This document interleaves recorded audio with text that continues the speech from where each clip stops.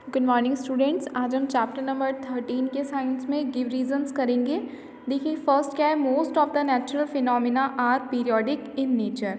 ज़्यादातर जितने भी नेचुरल फिनोमिना, जितनी भी प्राकृतिक घटनाएं होती है, जैसे सन का राइज होना, सन का सेट होना, है ना, अर्थ का रोटेट करना, यानी जितनी भी नेचुरल फिनोमिना है वो सब पीरियोडिक होती है, यानी थोड़े थोड़े टाइम के बाद में वो रिपीट होती रहती है। एक पर्टिकुलर इंटरवल के बाद वो अपने आप को रिपीट करती है। ठीक है, इसका हमारे को रीज़न देना है कि क्या रीज़न है जिसकी वजह से ये होता है। सेकंड हमसे पूछा गया है, pendulum is the mother of watches and clocks. Watches और क्लॉक्स की मदर पेंडुलम है, यानी उसी से वॉचेस और क्लॉक बने हैं। ठीक है, और थर्ड पूछा है, we need to measure time. हमें टाइम को मेज़र करने की ज़रूरत पड़ती है, क्यों? तो इन तीनों के ही हमको रीज़न्स बताने हैं। तो सबसे पहले देखो कि नेचुरल फिनोमिना क्या होते हैं।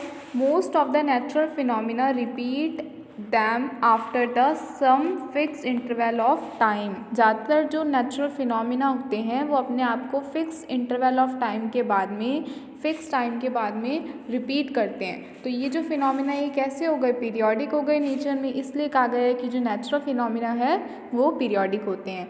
फिर सेकंड बोला था कि पेंडुलम वॉचेस और क्लॉक्स की मदर है। क्यों? क्योंकि जो वॉचेस और क्लॉक्स है उनका जो प्रिंसिपल है, जिस प्रिंसिपल पे वो वर्क करती है, जिस सिद्धांत पे वो वर्क करती है, वो बिल्कुल पेंडुलम के प्रिंसिपल के जैसा ही है, उसी पे डिपेंड करता है। इसलिए ये कहा गया है कि वॉचेस और क्लॉक्स की मदर पेंडुलम होती है। देखिए all the watches and clocks, सभी वॉच और क्लॉक सिर्फ इलेक्ट्रॉनिक वॉच को छोड़कर work on the principle of periodic motion. वो पीरियोडिक मोशन के प्रिंसिपल पे काम करती है और पीरियोडिक मोशन के प्रिंसिपल पे ही सेम पेंडुलम वर्क करता है। Thus it can be said, इसलिए कहा गया है कि पेंडुलम मदर है वॉचेस और क्लॉक्स की। फिर थर्ड हमें बोला कि हमें टाइम को मेज़र करने की ज़रूरत पड़ती है। क्या रीज़न है? We need to measure time. हमें टाइम को मेज़र करना पड़ता है for doing all important activities.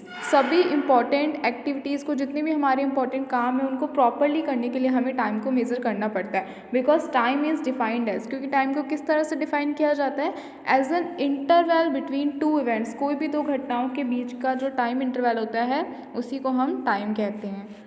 ठीक है, तो ये तीनों गिव रीजंस आपको नोटबुक में लिखने भी हैं और लर्न करने हैं। Thank you.